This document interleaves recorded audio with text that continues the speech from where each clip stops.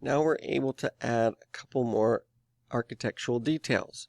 So what I'd like us to do is to put the door on the front right here.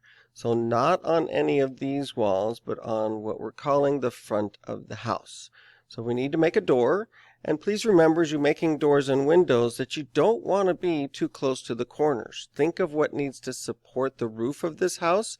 There's going to be strong beams right here in the corners. And if you cut a hole in the house, then it's going to be very weak. It just doesn't look right either. So I'm going to draw a rectangle, our tool, and I'm going to start here at the bottom and bring it up and make a door. It can be a skinny door, it can be a wider door. Just remember to leave some space over to the right for the window that we're going to make. That looks pretty good for a door. Now what I need to do is offset this so that I can have some trim that goes a frame around the door. Now if I do that, if I take this and use the offset tool, I'm going to get either something that will trip over when we walk through the door, or it'll be sticking out. So I'm going to Control-Z undo and show you another way to offset. You can select these three sides, these three edges, and only use those for the offset. So F for offset and bring it in or go out a little bit, and you can have your frame around the door.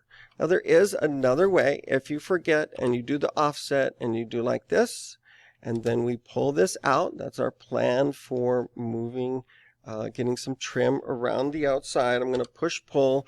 I'm going to bring this out a little bit. And this is the part that we would trip over. So let me show you something. If we take a face and we push it down so it matches the bottom, it disappears. So sometimes I help students fix this if they do it wrong, and you can push that down. See how it says on the face and it looks a little funny? When you click, it disappears. So now we've got that three-sided trim around the door, and we're going to pull a piece of it all the way around the house. Now we get to decide right now how big that piece is going to be. We're going to divide this face into two different pieces. So I'm going to draw a line. I'm going to make sure that it is right on that edge or right on this edge and go to the opposite one. Notice how I have a red line there. That's because I don't want it to be a strange shape. I just want it to be a nice rectangular shape. And now this has been divided, spacebar, into two different faces. And what we're going to do is we're going to make this go all the way around the house. Now this can be difficult to do with the Follow Me tool. That's what we're going to be using. And this is the first tool. It does not have a keyboard shortcut. This is the tool. Now you can click here to find the Follow Me. We don't use it all that often, but I did add it to mine. So what we want to do is have that Control-Z, and we want to pull it along this edge right here, and it will actually go around the corner. But if you stop at any point, it's not going to be able to continue very well. Now you don't actually have to carefully follow every little bit of the line. It's kind of confusing because you really just have to touch each of the corners that we are using. So this is going all the way around, around, around, and it's got to make it all the way. Don't make it go up the wall. Just have it stop right against there. It's acting a little weird. I think I clicked. So let me actually show you an even better way to do this. If you can see the entire bottom of the house and that little piece, you can have it follow all the way around. So again, going to go to the Follow Me tool, click on that little piece, and now I can just touch each of the lines that I want it to follow and have it stop right there.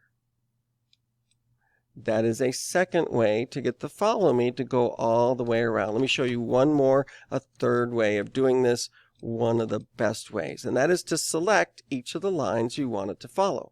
So I'm shift clicking on all of these lines. It doesn't even really matter what order you do them in, and then you're very precise. It is only going to follow it around to those. So now with the Follow Me tool, that line disappears, but it's remembering it because it's asking me, what do you want to follow that line? you click on the one face that you want to follow and it instantly follows it all the way around. So that is one of the best ways, highly accurate, and if it doesn't work, pretty easy to undo. So there we go. That is our trim going all the way around the house. And we got our door. And yes, we'll have some time to add a doorknob and other architectural details, but this is part of what's required.